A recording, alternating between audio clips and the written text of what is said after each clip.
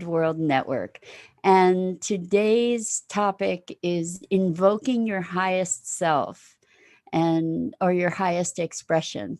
And this is a great and fun topic. We're going to have a great time with this. So I'm excited, and I am excited for you to join me. But before we get started, let's take a deep breath in through your nose. Hold it and just imagine sparkling, clean, crisp oxygen flowing into your lungs and into your cells and nourishing all your organs. And as you exhale, exhale any tension. You might want to roll your shoulders. And let's take another deep breath in through your nose. And this time, imagine sparkling white light lighting up every molecule of your body and circulating through you and beyond you, connecting you to the world outside. And now let's just gently press our palms together and softly, softly, softly rub your fingers against your palms and feel how delicious that is. And allow yourselves to become present right here, right now. Welcome, welcome, welcome. It's Friday, and I thought it would be fun to talk about invoking our highest expression. And one of the things that I do with my coaching clients is assist them in defining their vision or their declaration of who they are in the world and the life that they want and or that they desire. I'm deliberately replacing the word want with desire, because want, just by its nature, defines lack. And when we move more into our desires and away from our wants, then we open a vista of possibility for ourselves. So let's talk about, what does it mean to invoke your highest self. So my feeling, my belief is that we are all here for a reason. We each came here with a purpose. And I've said this again and again, it's more important now than ever for each of us to be connecting with this purpose and to be expressing it in the world, because the world needs that light. And so when we think about our purpose, what we can look at is, what are the themes in our lives that have carried us through, like the lightness in our lives, the bright uh, beacon that we have followed through our lives. So um, I'll share my personal incantation invocation with you, and they take many different forms, but this is just something that I've called my life into being through this powerful invocation. And you can do the same, and I encourage and inspire you to engage with this as a process to see what lights you up and really calls you forth. Now, the idea about, before I share it, the idea about these invocations is that they don't constrain your expression. They give you a container that is expansive enough to have any kind of manifestation to express this fundamental thing. And maybe it's a little bit too obscure here or obtuse to be making sense of what I'm saying. So I'll give you my example, and then we'll dissect it a little bit, and then we can look at what might feel fitting for you. And I do really, really recommend this practice, this exercise, because it's life altering. It's really like creating a beacon for yourself to, and your other than conscious awareness, to align the universe in a fulfillment of this expression for yourself. So for me, uh, years ago, I came up with this invocation, and it it has opened my life to me. So here we go. I work and play in the realm of magic and miracles with world shapers and paradigm makers as a peer. And so for me, what that each word is significant because it's calling forth my experience of beingness in that invocation. So I work and play in the realm of magic and miracles, and for me, wonder is the penultimate. It is just the pinnacle of experience. To be living in this experience of wonder and awe. It means to me that I'm connected. So it's a shorthand. It's a shorthand for me that is saying I am connected. So I work and play in the realm of magic and miracles. That's the wonder and awe for me. And I think it may have been Einstein, I may be misquoting, who said everything it can you can look at the world two ways. Nothing is a miracle, or everything is a miracle. And when we look at life through the lens of miracles, it is a wondrous, wondrous experience that we're having here in any moment, even in moments of anguish and pain. There are miracles to be witnessed. Anyway, so I talk about magic and miracles a lot, and you guys who have been listening to me know that that's the place that I choose to be, is in a place of wonder. And that's what that exemplifies for me. So I work and play in that realm. And then with world shapers and paradigm makers. So for me, my intention is to make a difference in the world and to be shaping a world that works, and to obviously be doing that. I can't do that alone. So doing that in the company of other visionaries and people who are really looking to create a better world. And you who are listening, I count you among those people.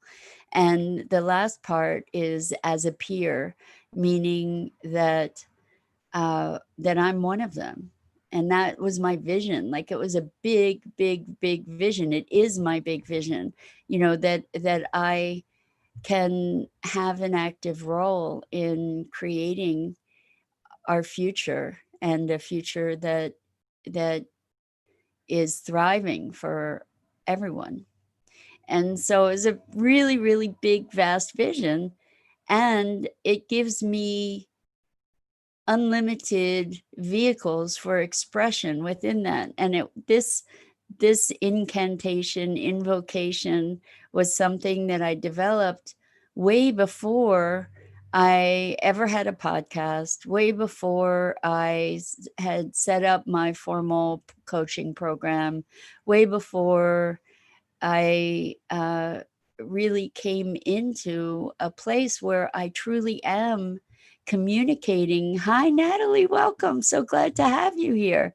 Where I truly am communicating with people who are bringing forth new paradigms and new new and old technologies, and practices that shape a world that works. And so by creating this powerful declaration for myself, what I've done and what I did was I created kind of a vortex of possibility in the world that called me into it, that called me to rise to it. And that's what I invite for you, is to look in your heart at the things, the people you want to play with, the things you want to do in the world, the calling that you have consistently had. And maybe you're a teacher, maybe you're a bringer of light, maybe you're I have some people that I've worked with one person is just deeply, deeply connected with the divine and recognizing that she is the light, that's her presence. And when she calls that forth to herself, it's a reminder, and it enables her to elevate and evolve into and grow into that.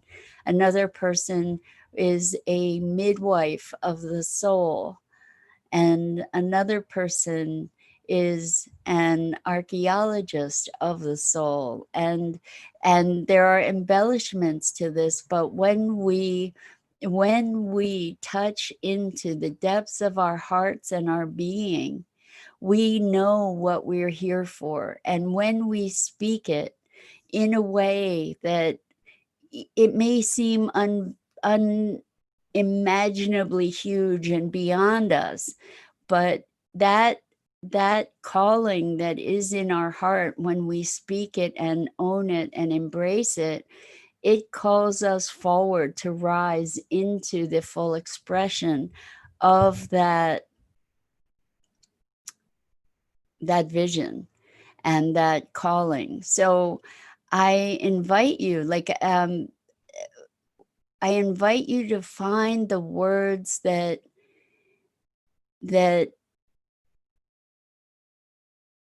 enliven your heart. Hi, Julie. Welcome, welcome from upstate New York. Welcome. We're talking about creating a personal invocation or incantation that calls us forward into the fullest expression of our soul's calling.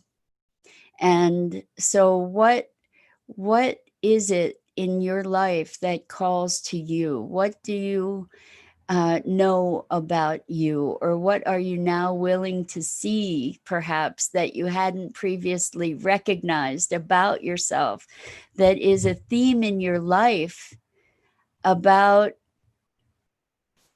or that connects with this deep sense of purpose for you? Like, what are you here for? And it may seem like you're touching into, like, it's really egotistical to think that, thank you, Julie, I'm glad you're thinking it's a great topic. It's a really, really powerful thing that we can do for ourselves in the world to engage in this. You may feel like it's egocentric to say, I'm here to change the world, or I'm here to save the world, or I'm here to bring light to the world, or I'm here to bring music to the world, or I'm here to manifest beauty in material form. I mean, it could be any number of, I mean, it's as unlimited as you are. And it's not in any way egotistical to claim that and speak that into your soul, because for one, it's giving you permission to be here for what you came here for. For another, it helps you, it supports you in rising above the limitations and the flow, or not flow, but the torrent of or barrage of externalities that we're all so subject to in so many ways. It helps you remember who you are. And in that remembering, life shifts, the experience of life shifts, the priorities of life shift when you take ownership of that calling from the depths of your heart. And I can it's some of you may have an aversion to the word magic. When I say magic, I mean the miraculous. And I'm not talking about dark spells or anything like that. And that said, this is an invocation or an incantation. I believe we can create this. I've seen it again and again, that gives us guidance, that gives us direction, that gives us meaning and acts as a North Star. There's another person who uh, recognize that they are the gateway for possibility. And that context, like these words, me speaking these words for other people. Hi, Donna. Welcome, welcome. Great to have you here. These words that I'm speaking may not resonate for you because they're not necessarily your words. And I'm using them as examples to support you in recognizing how powerful it is for you to craft something that sings to your soul. Uh, Remembering, for instance, this person that recognized that they are the gateway for possibility, that gave them a way of interacting with others, to be opening possibilities rather than to be making concrete structures necessarily, but to be keep remaining open and ushering in possibilities and collaboration. And so these words act as shorthand for a whole story that's behind them, and it's your story. Nobody else has to understand how impactful and empowering and powerful these words are that you choose. It's just it's just a way for you to be pressing these switches, or switching these switches in you that light you up. So Hope says, hi Mira. Hey Mira, lovely topic. We'll have to listen to the replay. Well, I'm delighted that you're here, Hope. Thank you for being here. And yeah, listen to the replay and let's hang out for a few more minutes together, and just imagine, like, looking at your life. What is your life about? Is your life about bringing well-being? Is your life about bringing light? Is your life about freedom and expansive expression? Is, find the words. We've spoken this week about the power of words to light us up, but finding the words that sort of plunk the heartstrings for you, that that ring your inner bell, that call you to presence in a new way. The idea is that this umbrella, this container that you're creating, is so expansive that it supports you in fuller and fuller expression. So just going back to my declaration, I work and play in the realm of magic and miracles with world shapers and paradigm makers as a peer. That can show up in any way. Um, so Dido says, Mira, I'm so grateful for the coaching I've had working with you as part of your coaching program. Dido, thank you so much. Wow. You you helped me clarify what my highest expression which is I am an archaeologist of the soul. I unearth the essential beauty in all things through all time. I get chills reading that, Dido. And Dido says it lights me up even on dark days. It helps me move forward, make choices, feels alive, feels like me at my highest expression.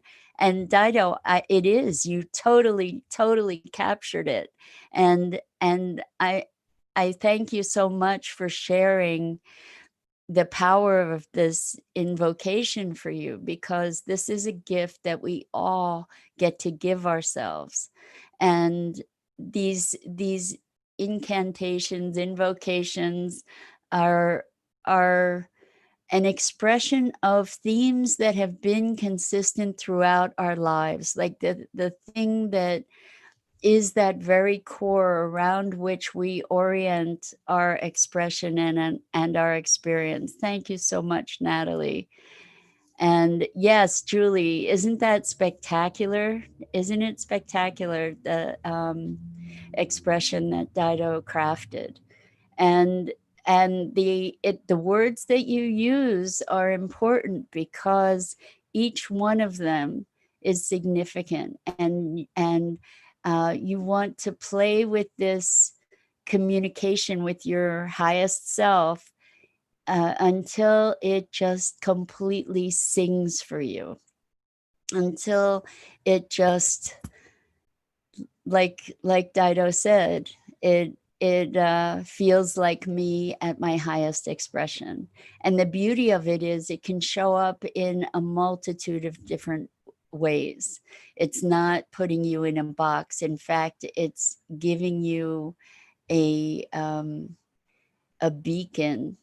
And I talk about a container, the value of the right container, like this, the right container can actually enable you to expand beyond your imagining, whereas no container at all can leave you completely lost and floundering, um, where recognizing our essential self, our essential nature, and declaring that opens up unlimited vehicles and opportunities of expression within that context, because we are unbounded, and we're each here with our own specific frequency of light. And yeah, so I can't tell you how incredibly powerful this is, and how freeing and uplifting and empowering it is. And I encourage you to engage with just really digging in and looking at the themes of your life, and looking at who you want to play with, and what your passion is in your life, and incorporate that in this statement of your beingness. And it will light your way. And as Dido so beautifully said, is it will light you up even on dark days. It will. And with that, I just want to say I love you. I am so delighted to share this time together, and I am so grateful to you for the opportunity to have this sharing. And I wish you a wonderful, beautiful, inspired, and inspiring day and weekend. And I'm Mira Rubin. This is the Core Connection. I go live on the Facebook page of Enlightened World Network every weekday morning at 9 a.m. Eastern. And I so hope to see you here again soon. In the meantime, check out the other wonderful programming in the community on Enlightened World Network. And with that, lots and lots of love to you.